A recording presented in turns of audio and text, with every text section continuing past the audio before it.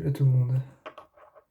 Alors aujourd'hui, je vais vous parler du film qui s'appelle, j'ai oublié son nom, j'ai déjà oublié son nom, de Immaculate Room. On va parler d'Immaculate Room. Alors c'est l'histoire d'un couple.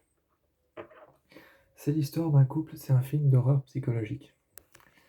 C'est un film d'horreur psychologique et c'est un couple en fait qui se retrouve en face d'une expérience. Et l'expérience réserverait 50 millions d'euros à la personne qui réussit l'expérience. Le but de l'expérience, c'est de rester 50 jours enfermés dans une boîte blanche. Donc ils doivent rester 50 jours enfermés dans une boîte blanche.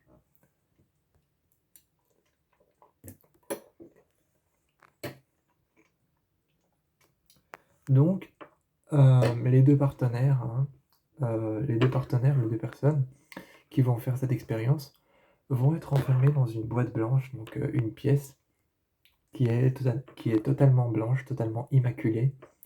Donc elle est immaculée, totalement blanche, il n'y a rien.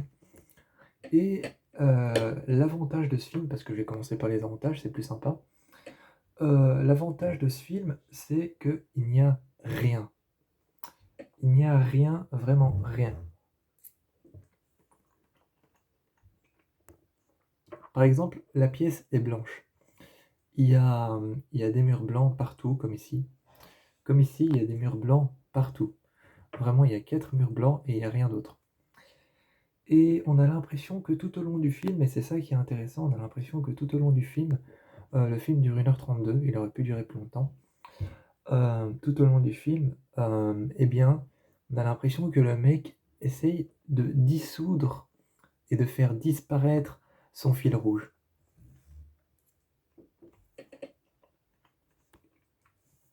Comme par exemple, un moment ils sont à deux dans la pièce blanche et le mec voulait vraiment montrer une pièce blanche, presque une boîte en fait. Et presque pour montrer une pièce blanche, il s'est dit comment est-ce que je vais faire pour montrer une salle de bain sans salle de bain? Comment est-ce que je vais faire pour montrer un lit sans qu'il y ait de lit? Et il a trouvé une astuce ingénieuse, c'est que il a fait les murs de la pièce blanche et l'écorce du lit, l'arête, donc le squelette du lit, il est blanc. Le squelette du lit, il est blanc, l'écorce du lit, il est blanc, donc elle est blanche. Le matelas est blanc, les draps sont blancs, tout est blanc et ça donne presque l'impression quand tu regardes le lit qu'il n'est pas là.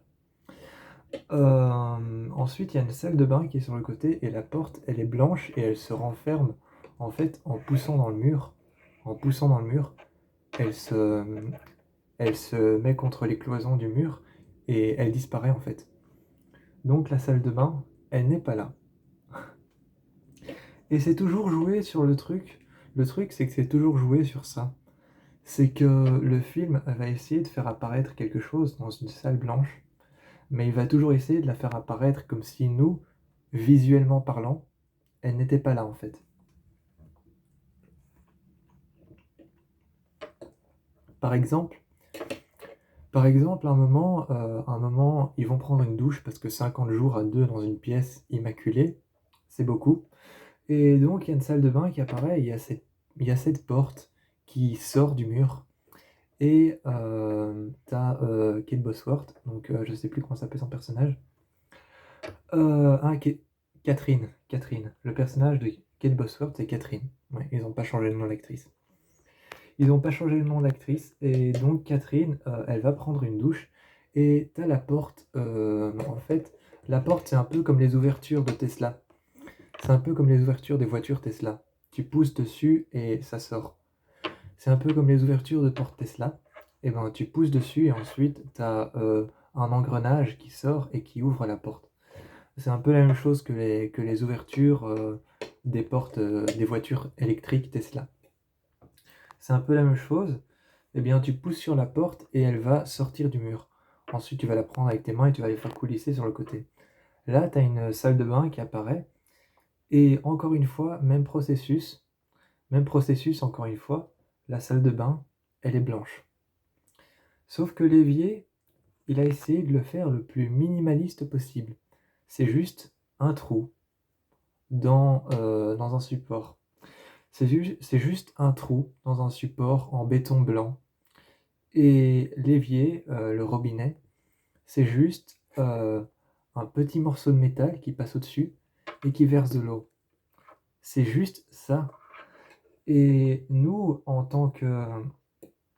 nous, généralement, quand on voit une salle de bain dans un film ou une série, on pense à des essuies, des serviettes accrochées, une penderie, des vêtements pliés sur le côté, des coussins de couleur, avec une baignoire qui se remplit d'eau et un évier multifonction sur le côté.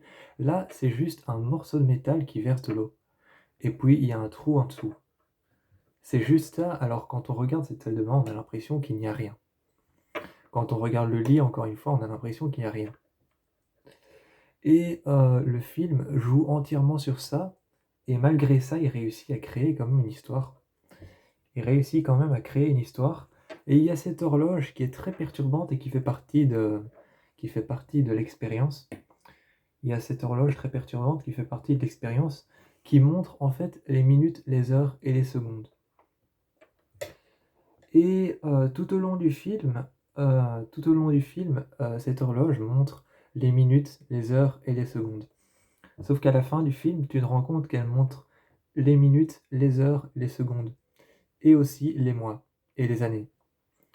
Donc à la fin du film, tu commences à douter de cette horloge parce qu'elle parle en plus, elle est connectée. Elle est connectée, l'horloge dans ce film. C'est un peu comme, les horloges connectées, un peu comme les... Comment ça s'appelle déjà? Allez, il y en a une dans le film d'horreur Us.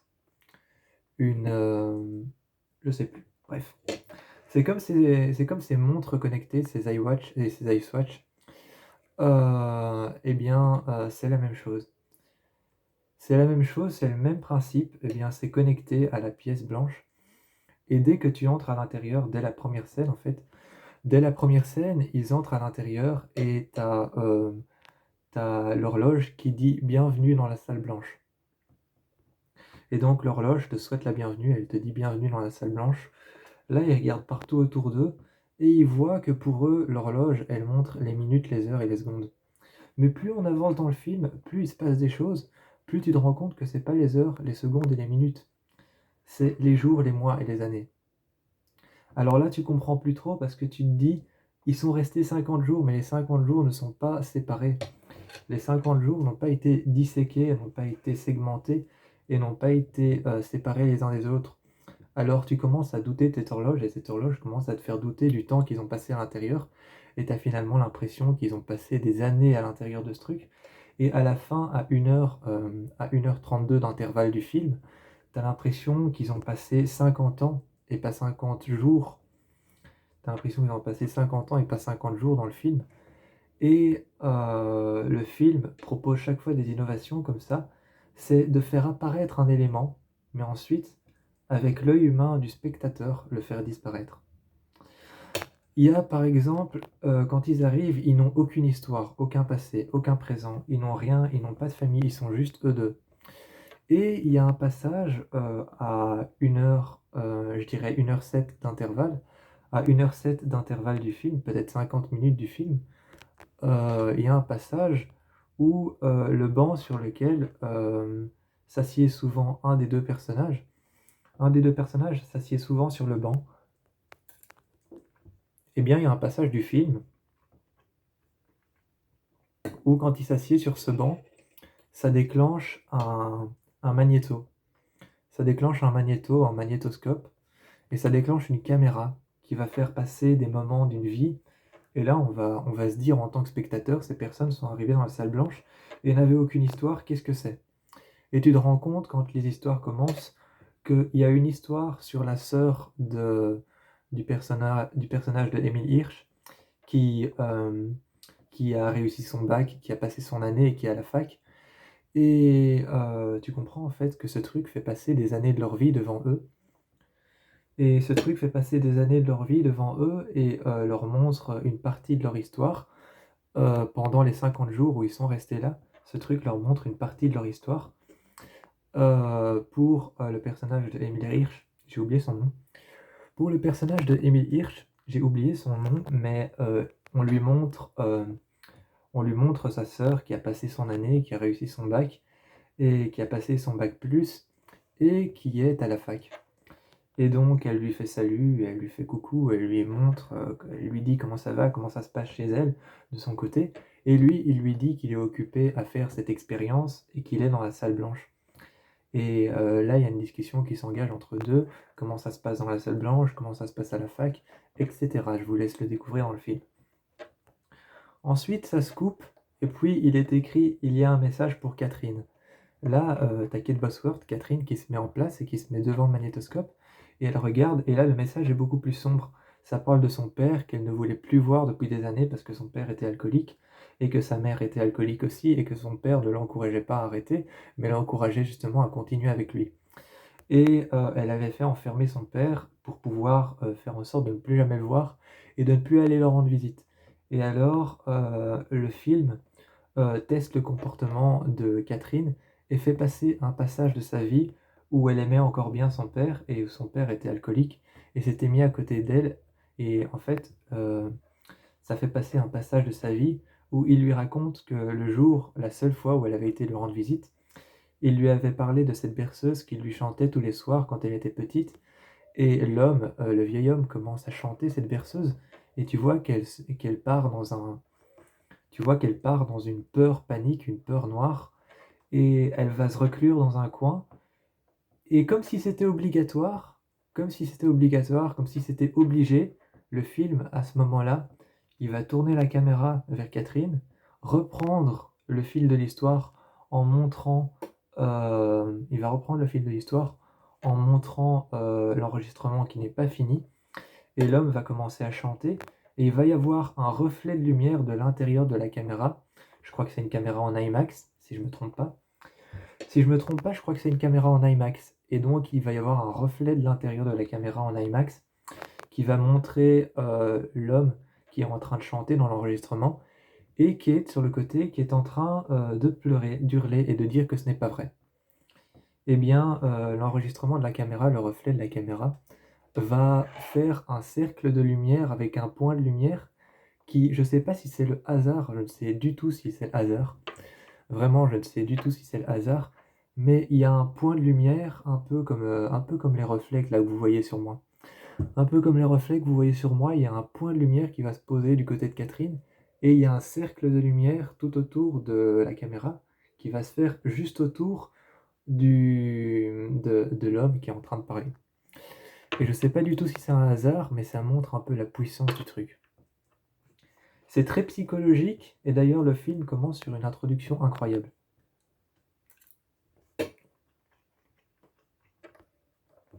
Le film commence sur une introduction où tu as la caméra qui avance comme si elle était sur des roulettes, sur un skateboard.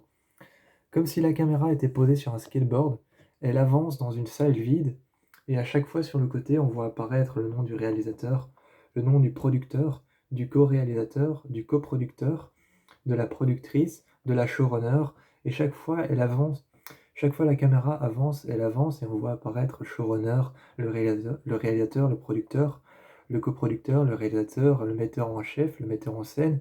On voit apparaître les personnes qui ont été là pour les déguisements, et tout ça. Ensuite, on voit apparaître les noms des personnages, et on voit apparaître les noms des acteurs, donc Emile Hirsch et Kate Bosworth. Et puis en plus, après, la caméra arrive devant une porte fermée. Cette porte s'ouvre et ça continue dans un couloir qui tourne sur le côté. Et là, on arrive devant une horloge rouge fermée à une heure fixe. À l'intérieur, on rentre et on est dans la salle blanche. Ça, c'est l'intro qui montre un peu toutes les personnes qui ont participé au film.